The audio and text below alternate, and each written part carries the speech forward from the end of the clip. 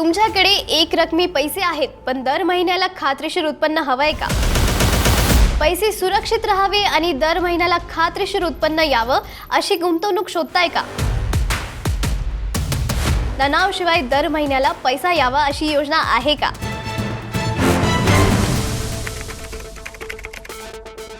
नमस्कार मित्रांनो, मी आहे निकिता दादासाहेब तुपे आणि तुमचं बॉस मला मराठी चॅनलमध्ये खूप खूप स्वागत आहे. आज आपण अशा गव्हर्नमेंट बॅक्ड इन्व्हेस्टमेंट स्कीमबद्दल बोलणार आहोत, जी स्कीम खास त्या सगळ्या लोकांसाठी आहे ज्यांना दर महिन्याला ठराविक, सुरक्षित आणि टेन्शन फ्री उत्पन्न हवं असतं. विशेष म्हणजे ही योजना केंद्र सरकारचं पूर्ण पाठबळावरती चालणारी असल्यामुळे यामध्ये गुंतवलेले मूळ भांडवल सुरक्षित राहतं आणि दर महिन्याला मिळणाऱ्या उत्पन्नाबाबतही स्पष्टता आणि स्थिरता मिळते. आजच्या या व्हिडिओमध्ये आपण या योजनेची पूर्ण माहिती, फायदे, व्याजदर आणि कोण गुंतवणूक करू शकते आणि ही योजना तुमच्यासाठी योग्य आहे की नाही हे सगळं सोप्या आणि स्पष्ट भाषेत समजून घेणार आहोत. आपल्यापैकी बऱ्याच लोकांच्या मनात एकच विचार असतो, आपल्याजवळ जे पैसे आहेत ते असे गुंतवले गेले पाहिजेत की त्यावरून दर महिन्याला काहीतरी निश्चित आणि खात्रीशीर उत्पन्न मिळायला हवं. आपले कष्टाचे कमवलेले पैसे कुठेही अडकू नयेत. फक्त पैसे ठेवण्यापेक्षा ते पैसे आपल्यासाठी दर महिन्याला काम करणं जास्त महत्त्वाचं वाटतं. पण त्याच वेळी अनेक गुंतवणूकदारांच्या गुंतवणुकीत अनिश्चितता, तणाव किंवा भीती नको असते. आपले कष्टाने कमवलेले पैसे कुठेही अडकू नयेत किंवा मूळ भांडवलाला कोणताही धोका निर्माण होऊ नये हीच सगळ्यांची प्राथमिक अपेक्षा असते. म्हणूनच आज अनेक लोक अशा योजनेचा शोध घेत आहेत ज्या सुरक्षित आहेत, विश्वासार्ह आहेत आणि दर महिन्याला नियमित उत्पन्न देतात. तिथे उत्पन्नाबाबत स्पष्टता असते आणि गुंतवणुकीबाबत मनात कोणतीही शंका राहत नाही. अशा गुंतवणूकदारांसाठी एक अतिशय विश्वासार्ह आणि लोकप्रिय योजना आहे post office monthly income scheme, म्हणजेच POIMS.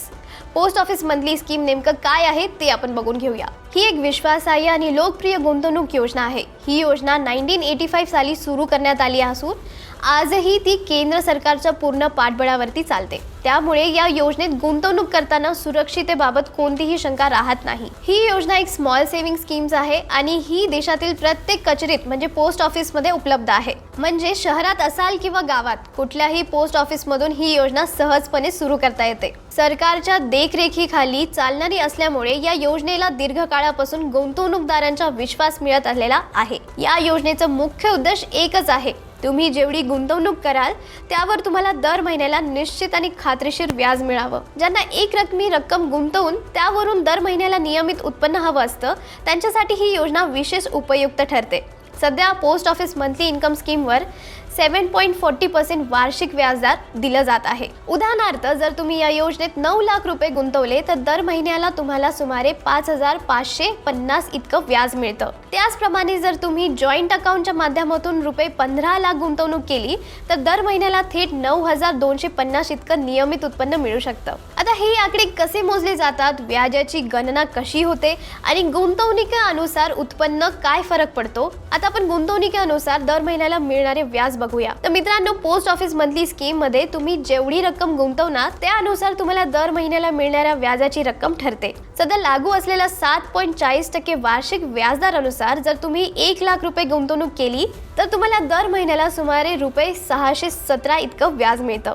त्याचप्रमाणे रुपये 3 लाख गुंतवणुकीवरती दर महिन्याला सुमारे 1,850 इतकं उत्पन्न मिळतं. जर गुंतवणुकीची रक्कम 5 लाख असेल तर दर महिन्याला अंदाजे 3,083 रुपीज इतकं तुम्हाला व्याज मिळतं.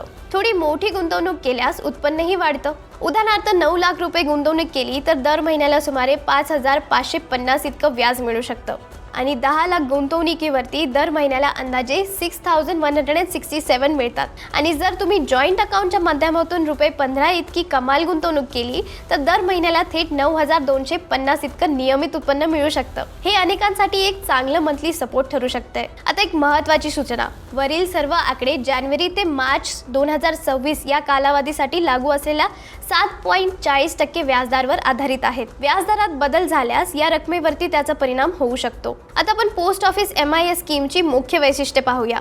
मित्रांनो, कोणतीही गुंतवणूक करण्याआधी त्या योजनेचे वैशिष्ट्य नीट समजून घेणे खूप महत्त्वाचं असतं. Post office monthly income scheme ही योजना सुरक्षिततेसाठी ओळखली जाते आणि त्यामागे काही ठोस कारणे आहेत. सध्या या योजनेवरती 7.40% वार्षिक व्याजदर दिला जात आहे आणि हा व्याजदर प्रत्येक 3 महिन्याला केंद्र सरकारच्या मिनिस्ट्री ऑफ फायनान्स कडून तपासलं आणि आवश्यकतेनुसार रिवाइज केलं जाते। त्यामुळे व्याजदरात पारदर्शकता आणि स्पष्टता राहते।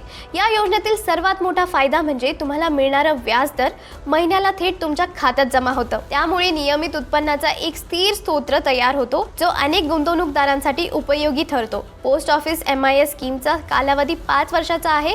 या 5 वर्षाच्या कालावधीनंतर तुम्ही गुंतवलेले सर्व मूळ भांडवल तुम्हाला परत मिळतं, म्हणजेच भांडवल सुरक्षित राहतं। या योजनेत किमान 1000 पासून गुंतवणूक करता येते, त्यामुळे लहान गुंतवणूकदारांसाठी ही योजना खुली आहे। कमाल गुंतवणुकीबाबत सांगायचं झालं तर सिंगल अकाउंटमध्ये जास्तीत जास्त 9 लाख तर जॉईंट अकाउंटमध्ये एकत्रितपणे 15 लाख पर्यंत गुंतवणूक करता येते। एक महत्त्वाची गोष्ट लक्षात ठेवावी लागते की ही योजना 5 वर्षानंतर पुढे वाढवता येत नाही, म्हणजे या योजनेत एक्सटेन्शन फॅसिलिटी उपलब्ध नाही। त्यामुळे मॅच्युरिटी नंतर नव्याने गुंतवणूक करण्याचा निर्णय घ्यावा लागतो। आता आपण बघूया की या योजनेत कोण गुंतवणूक करू शकते। या योजनेमध्ये गुंतवणूक करण्यासाठी काही ठराविक नियम आहेत। सर्वात महत्त्वाची गोष्ट म्हणजे फक्त भारतीय नागरिकांनाच या योजनेत गुंतवणूक करण्याची परवानगी आहे, म्हणजे ही योजना NRI लोकांसाठी उपलब्ध नाही। या योजनेत तुम्ही एकट्याने सिंगल अकाउंट उघडू शकतात, मी तुम्हाला आधीही सांगितलं।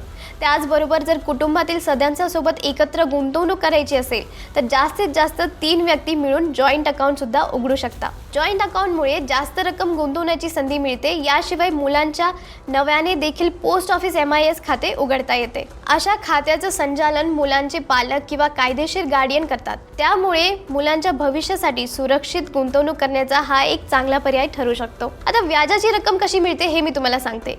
आता या स्कीम मधील सर्वात मोठा फायदा म्हणजे या योजनेत मिळणारा ऑटोमॅटिक मंथली पे आउट, म्हणजेच तुम्हाला वेगळं काही करायची गरज नाही। दर महिन्याला मिळणारं व्याज आपोआप तुमच्या खात्यात जमा होतं। या योजनेतून मिळणारं मासिक व्याज तुमच्या पोस्ट ऑफिस सेव्हिंग अकाउंटमध्ये किंवा तुमच्या दिलेल्या लिंक केलेल्या बँक अकाउंटमध्ये थेट जमा केलं जातं। त्यामुळे दर महिन्याला नियमितपणे उत्पन्न मिळतं आणि त्यासाठी पोस्ट ऑफिसमध्ये वारंवार जाण्याची गरज राहत नाही। एक महत्त्वाची गोष्ट लक्षात ठेवणं खूप गरजेचं आहे की जर तुम्ही दर महिन्याला मिळणारं व्याज खात्यातून काढून घेतलं नाही तर त्या रकमेवरती पुन्हा कोणतीही अतिरिक्त व्याज दिलं जात नाही, म्हणजे हे व्याज कंपाऊंडिंग होत नाही, तर ते फक्त मंथली इन्कम म्हणून दिलं जातं। मॅच्युरिटी आणि टॅक्सेशन, आता याच्याबद्दल मी तुम्हाला सांगते। पोस्ट ऑफिस मंथली स्कीमचा कालावधी एकूण 5 वर्ष असतो, म्हणजे खाते उघडल्यापासून 5 वर्षानंतर ही योजना मॅच्युअर होते आणि त्यावेळी तुम्ही गुंतवलेले सर्व मूळ भांडवल तुम्हाला परत मिळतं। मात्र काही कारणांमुळे तुम्हाला 5 वर्षापूर्वीच पैसे काढायचे असतील तर त्यावर पेनल्टी लागू होते। जर तुम्ही 1 ते 3 वर्षाच्या आत गुंतवणूक काढली तर तुमचा मूळ रकमेवरती 2% दंड आकारला जातो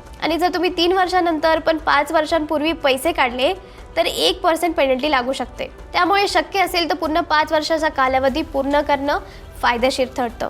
या योजनेतून मिळणारं मासिक व्याज हे पूर्णपणे टॅक्सेबल असतं, म्हणजेच तुम्हाला मिळणाऱ्या व्याजावर तुमचा इन्कम टॅक्स स्लॅब अनुसार भरावा लागतो। यामध्ये कोणतीही सूट किंवा सवलत मिळत नाही। TDS बाबत बोलायचं झालं तर जर तुमचं वार्षिक व्याज उत्पन्न सामान्य नागरिकांसाठी 40,000 पेक्षा जास्त असेल आणि सिनियर सिटीझनसाठी 50,000 पेक्षा जास्त असेल तर त्यावर TDS लागू होतो। आता एक महत्त्वाची गोष्ट लक्षात ठेवा, पोस्ट ऑफिस MIS स्कीमला इन्कम टॅक्स ॲक्टच्या सेक्शन 80C अंतर्गत कोणतीही टॅक्स सेव्हिंग सूट मिळत नाही। त्यामुळे ही योजना टॅक्स सेव्हिंग पेक्षा रेग्युलर मंथली इन्कमसाठी जास्त उपयुक्त आहे। आता खाते कसे उघडायचे ते आपण बघूया। मित्रांनो, पोस्ट ऑफिस मंथली इन्कम स्कीमच्या अंतर्गत खाते उघडण्याची प्रक्रिया अतिशय सोपी आणि सरळ आहे। ते कसं करायचं मी सांगते तुम्हाला। तुम्ही देशातील कोणतेही पोस्ट ऑफिसमध्ये जाऊन सहजपणे पोस्ट ऑफिस MIS खाते उघडू शकताय।